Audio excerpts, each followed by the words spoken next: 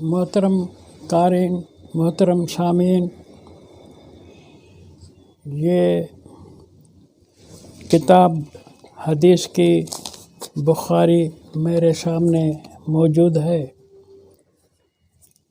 اس کتاب کا جلد نمبر 2 ہے۔ میری والی کتاب جو ہے دینی کتب خانہ اردو بازار لاہور 38 لکھا ہوا ہے، اور اس کتاب کا جلد نمبر 2 حصہ دوم۔ مترجمان 2 آدمی ہیں، قاری محمد عادل خان نقشبندی، مولانا قاری محمد فاضل قریشی مجددی۔ بار اول چھپی ہے یہ 1977 میں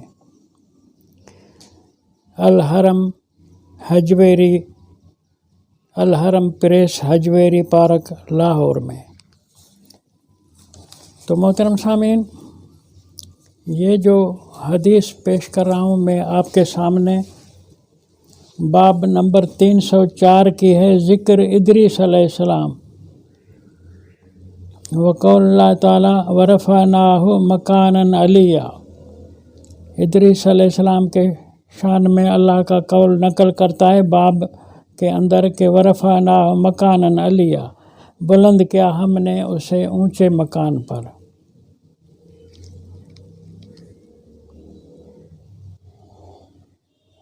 سوال یہ ہے کہ حدیثیں ٹوٹل جھوٹ ہیں، ساری کی ساری جھوٹی ہیں۔ اب کس طرح جھوٹ کو یہ سچ منوانے کے لیے، بتانے کے لیے ہیلے کرے؟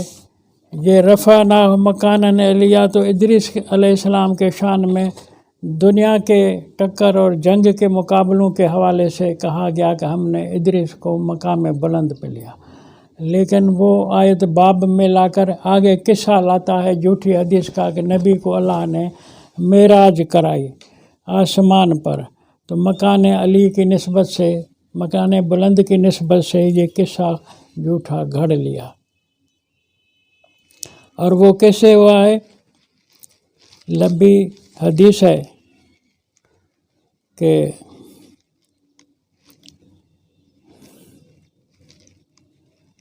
جبریل آسمان سے نازل ہوا، ففرج صدری، کھولا میرے سینے کو، مکان کی آسمان کی چھت کھول کر کے میرے سینے کو کھولا، میرے گھر کی چھت کو بھی چیرا پھاڑا کھولا، جو منع کریں۔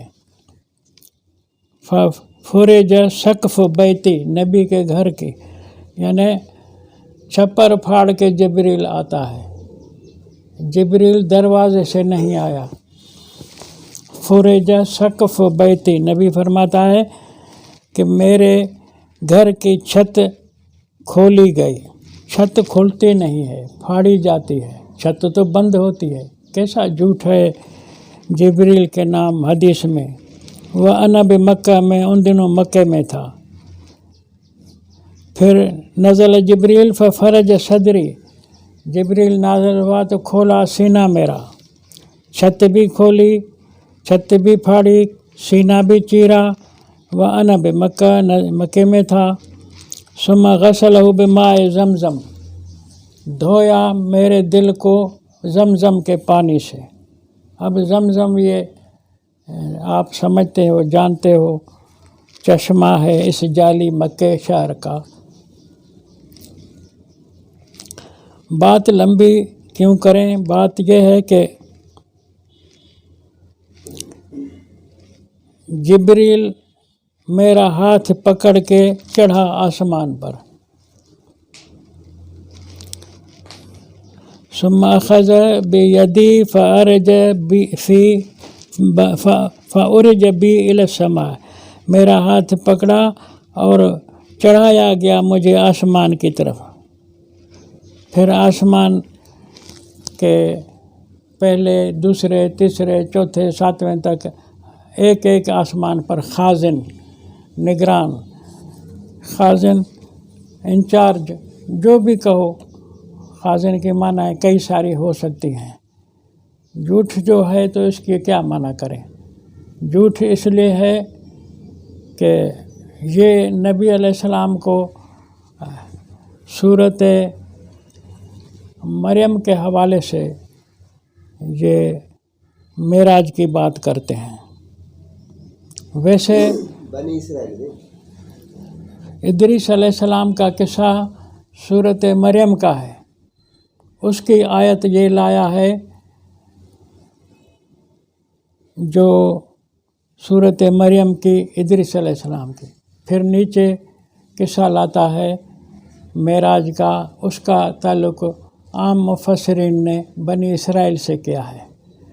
تو یہ پھنسے ہوئے ہیں، کھل کر کے جھوٹ نہیں بولتے، ہیلے بانی سے کوئی ادھر سے پکڑے تو ادھر سے چلے جائیں۔ یہ فنکاری ہے حدیث جھوٹی حدیث بنانے کی، ہم اس کو کیا کریں گے؟ بات آگے ہے کہ ہم پہلے آسمان پر آدم تھا، دوسرے پہ کوئی اور نبی تھا، تیسرے پر کوئی اور، ابراہیم، عیسیٰ اور مختلف نبی مختلف آسمانوں میں تھے، موسیٰ بھی چھٹے پر تھا، ابراہیم بھی چھٹے پر تھا۔ مطلب یہ ہے کہ مجھے جو خاص بات عرض کرنی ہے اس حدیث کے حوالے سے وہ یہ ہے کہ قرآن میں جو تحریف حرفی، لفظی، معنوی کی گئی ہے، کی جا رہی ہے، آج تک جاری ہے، اس پر کوئی مواخذہ نہیں ہوتا، پکڑ نہیں ہوتی، گرفت نہیں ہوتی، اس لیے کہ قرآن لاوارث ہے، اس لیے کہ قرآن کا کوئی مالک نہیں ہے یہاں جن کو اللہ نے ورثے میں یہ کتاب دی ہے کہ تم اس کتاب کی حفاظت کرو، سنبھالو۔ اللہ نے تو اپنی طرف سے حکم دیا ہوا ہے، لیکن ہم اس کے اوپر عمل نہیں کر رہے۔ تو یہ ورثہ جب سنبھالا نہیں ہے ہم نے تو دین کے اندر جھوٹی باتوں کے انبار لگ گئے ہیں، جھوٹی تاریخ کے انبار لگ گئے ہیں۔ اب جھوٹی تاریخ کے حوالے سے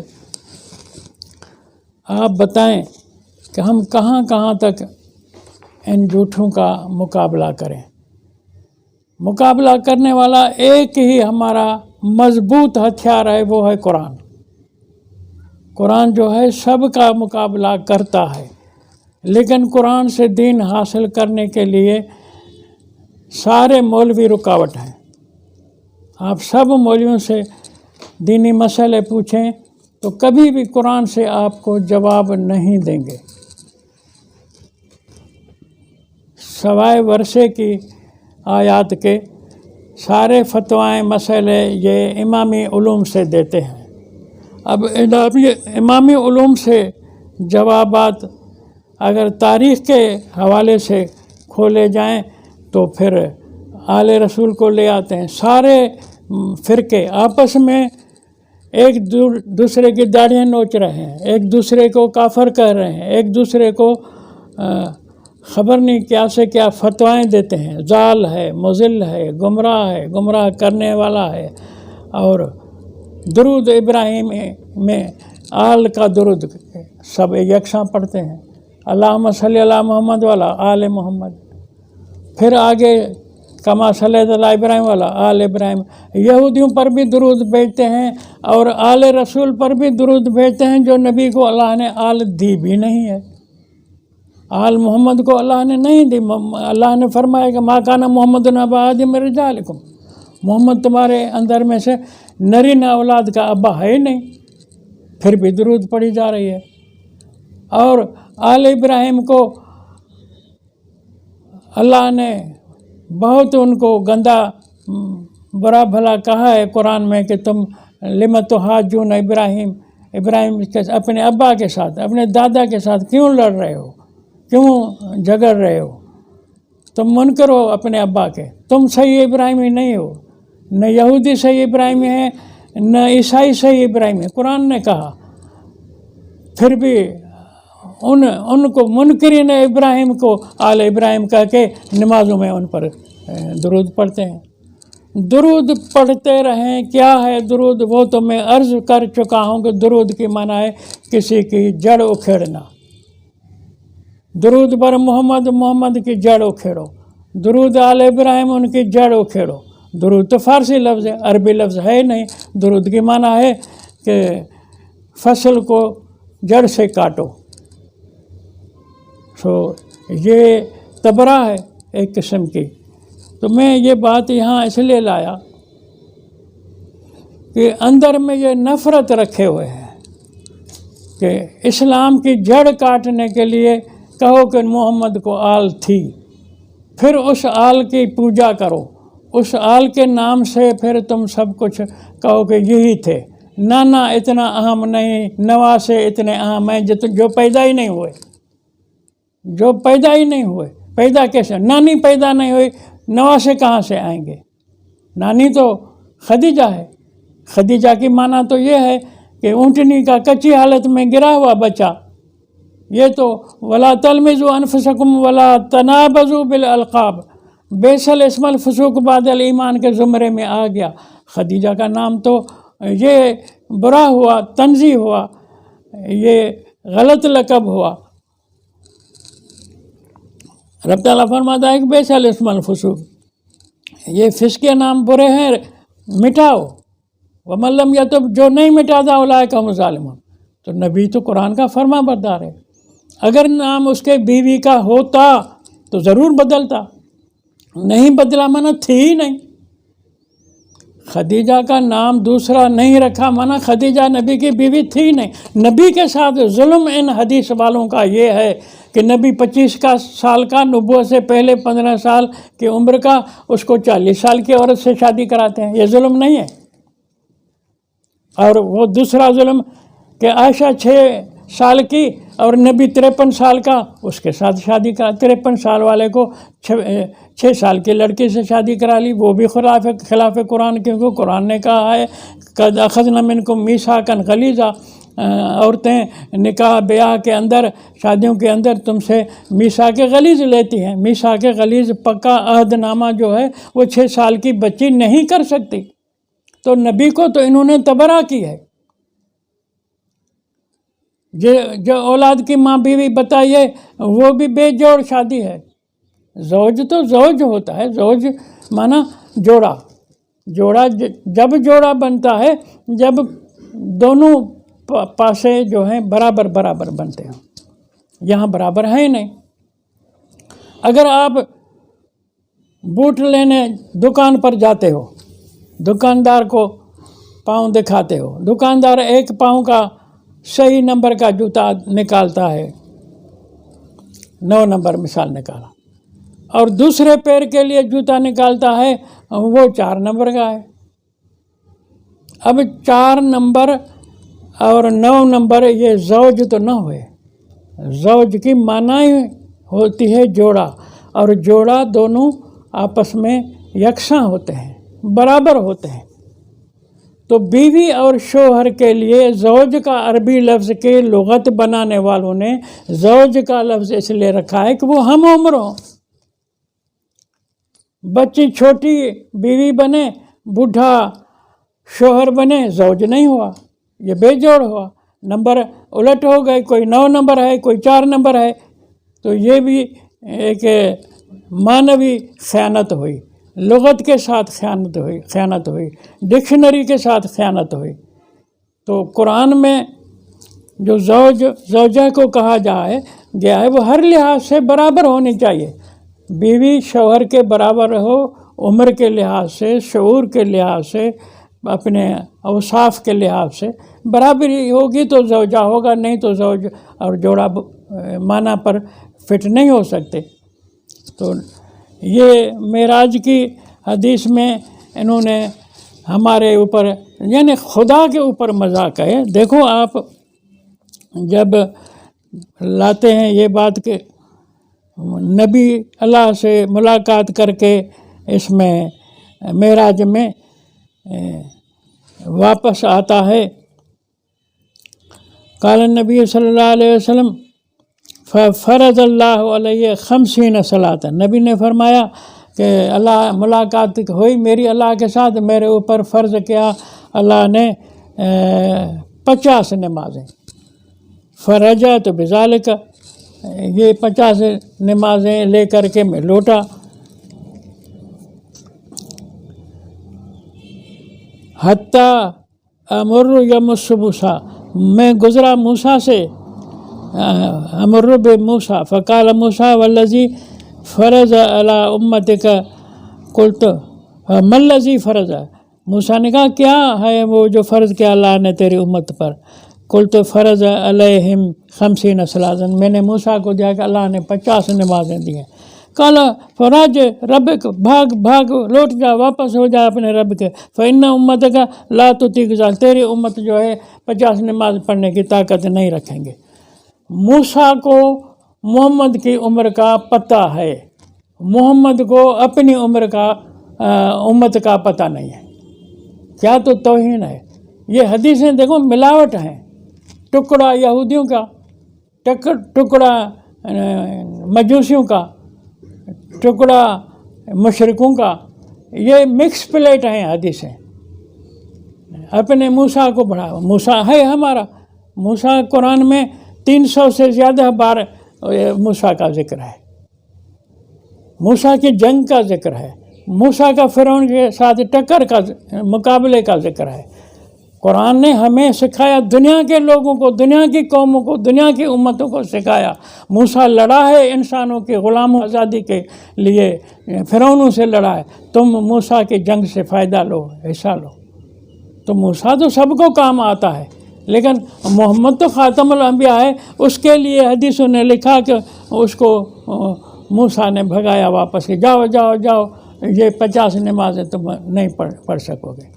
تو مطلب یہ ہے کہ حدیثوں کے جھوٹے ہونے کے لیے میں مسلم امت کی خدمت میں اپیل کرنا چاہتا ہوں کہ تمہارے دماغ میں مجھ سے سوال ہوتے ہیں، مجھ سے فون پر پوچھتے ہیں کہ سارے مولوی، سارے دنیا کے امت کے علماء غلط ہیں، تو عزیز اللہ ایک صحیح ہے، وہ نماز مانتے ہیں تو نہیں مانتا۔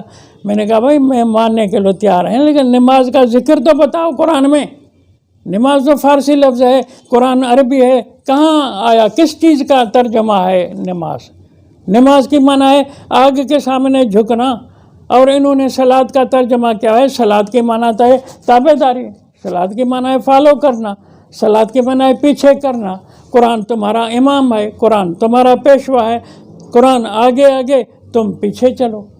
اور وہ صلاۃ بھی اللہ فرماتا ہے میں جب قبول کروں گا جب اس صلاۃ سے بھوکھوں کو روٹی ملے، نہیں تو تمہاری صلاۃ قبول نہیں ہے۔ قرآن کہتا ہے کہ وَلَا يَحُضُّ عَلَىٰ طَعَامِ الْمِسْكِينِ، مسکینوں کو کھانا نہیں کھلاتے، فَوَيْلٌ لِّلْمُصَلِّينَ، پھر ایسے مصلیوں کو جوتے مارو، ان کو سزا دو۔ ان کی صلاۃ سے روٹی نہ ملے کسی کو، ویل کی معنی ڈسمس فرام سروس، ویل کی معنی بلیک لسٹ، یہ سب القاب ہیں جن کی ڈیوٹی اللہ کو قبول نہ ہو اس کے لیے ویل معنی اس کے لیے بلیک لسٹ کر دو اس کو، یہ سب معنی ہیں ایک لفظ ویل کی۔ تو یہ معنی یہ آپ سورۃ المدثر کھول کر دیکھیں، قرآن خود بتائے گا صلاۃ کی معنی۔ قرآن کہتا ہے کہ یہ ہائی کلاس کے افسر جب جہنم میں جائیں گے یتسالون عن المجرمین، ان مجرموں سے سوال کریں گے جہنم کے داروغے کے، ما سلککم فی سقر، کس چیز نے تمہیں جہنم میں لایا؟ قالوا لم نک من المصلین ولم نک نطعم المسکین، ہم ایسے مصلی نہیں تھے، لم نک من المصلین، ہم ایسی صلاۃ والوں میں سے نہیں تھے جو لم نک نطعم المسکین، جو مسکینوں کو طعام کھلانے والی صلاۃ ہو، ہمارے معنی میں، ہمارے ترجمے میں ایسی صلاۃ ہم اس کے قائل ہی نہیں تھے۔ لم نکو من المصلین ولم نکو نطعم المسکین، ہم ایسے مصلی نہیں تھے جو روٹی کھلاتے کسی کو۔ صلاۃ ہماری وہ نہیں تھی جو بھوکھوں کو روٹی کھلائے، ہم طعام نہیں کھلاتے تھے بھوکھوں کو۔ تو یہ قرآن نے صلاۃ کی معنی تمہیں سمجھائی ہے۔ اور تم مسجد میں روٹیاں بھیجتے ہو ملا کو کھلا، وہ پیش امام ہے اس کو تم کھلاتے ہو، وہ امام کو تو بھوکھوں کو روٹی کھلانی چاہیے۔ وہ بیچارہ مر گیا، منگن ملا یا کیا نام تھا، مندر میں پادری تھا ہمارے نوشہرو شہر کے ہندو مندر میں جاتا تھا، کئی بھوکھے وہاں بیٹھے رہتے تھے، اور وہ روٹی کے ٹائم پر بڑا برتن ٹوکرا روٹیوں کا اٹھا کے ان میں روٹی بانٹتا تھا۔ تو ہندو کے مندر میں روٹی تقسیم کی جاتی ہے، تمہاری مسجدوں میں روٹی پڑوس کے ایک ایک گھر سے بھیک مانگی جاتی ہے۔ وَلَمْ نَكُ نُطْعِمُ الْمِسْكِينَ، مسجدیں اللہ نے ایسی رکھی ہیں، قرآن خود تم کو سمجھاتا ہے، شروع میں چلے جاؤ قرآن کے۔ قرآن کہتا ہے یؤمنون بالغیب ویقیمون الصلاۃ ومما رزقناہم ینفقون، وہ صلاۃ ادا کریں، وہ صلاۃ قائم کریں، وہ صلاۃ ادا کریں جو مما رزقناہم ینفقون، ہمارے دیے ہوئے رزق کو خرچ کریں، تقسیم کریں۔ تو یہ مسجد کا ہیڈ جو ملا ہے روٹی مانگتا ہے، مندر کا جو ملا ہے وہ روٹی تقسیم کرتا ہے۔ تم تو مندر والوں سے بھی گئے گزرے، تو تم نے صلاۃ کی معنی الٹی کی ہوئی ہے۔ صلاۃ کی معنی جو تم نے نماز کی ہے، نماز نہیں ہے، نماز کی معنی ہے آگ کی پوجا۔ تو یہ 50 نمازیں جب اللہ دیتا ہے تو اللہ پر کتنا بڑا الزام آ گیا۔ 24 گھنٹے میں آدھے گھنٹے بھی سے زیادہ جلدی نماز آ جاتی ہے۔ یہ اللہ پر تہمت ہو گئی، مذاق ہو گئی کہ یہ روزی کریں گے، بچوں کو پالیں گے یا تیری نمازیں پڑھیں گے۔ کوئی کہہ سکتا ہے کہ خدا نے یہ کیسی عبادت ہم پر بھیجی ہے جو ہم بچے پالنے کے لیے پریشان ہیں، 50 نمازیں حاضری دے کے مسجد میں کس طرح نماز ادا کریں گے؟ ہم سے تو 50 وضو بھی نہیں ہو سکیں گے۔ یہ تو نمازیں ہیں، وضو کے ساتھ ہیں، خبر نہیں کیا کیا ہوتا ہے نماز میں۔ تو قرآن کے ساتھ جو ہم نے ظلم کیا ہے، اس کا فیصلہ یہاں کس نے کرنا ہے؟ کرنا چاہیے کوئی اسلام کے یعنی حفاظت کرنے والا ادارہ ہونا چاہیے۔ مسلم امت میں کوئی عقل کے مطابق سوال جواب ہونے چاہیے، مذہبی پیشوائیت سے کوئی یعنی ہو آدمی ایسا جو ان کو کھڑا کر کے کہے کہ یہ تم نے کیسی معنی قرآن کی نکالی ہیں۔ قرآن تو جو ہے لوگوں کو پالنے والی قوانین بتاتا ہے، روزی بانٹنے کی بات قرآن کہتا ہے۔ قرآن نے آت و زکوٰۃ کہا ہے، آت و زکوٰۃ مانا دیو، سامان پرورش دیو، لینے کی بات زکوٰۃ کے ساتھ سارے قرآن میں ایک جگہ بھی نہیں ہے۔ جو خذ من اموالہم صدقۃ، وہ گورنمنٹ کا ٹیکس ہے، ٹیکس لو اور آت و زکوٰۃ غریبوں کو دے دو، آت و زکوٰۃ یہ گورنمنٹ کا حکم ہے۔ تم نے لوگوں سے لے کر کے ان کو کنگلا کر دیا ہے، تم پھر کہتے ہو کہ قرآن کے معنی عزیز اللہ غلط کرتا ہے۔ اب اللہ تمہیں ہدایت دے، سمجھائے، اور ہم حاضر ہیں، آؤ معنی کرتے ہیں، اور میں معنی قرآن سے دوں گا، قرآن سے باہر میں معنی دوں تو میں مجرم ہوں۔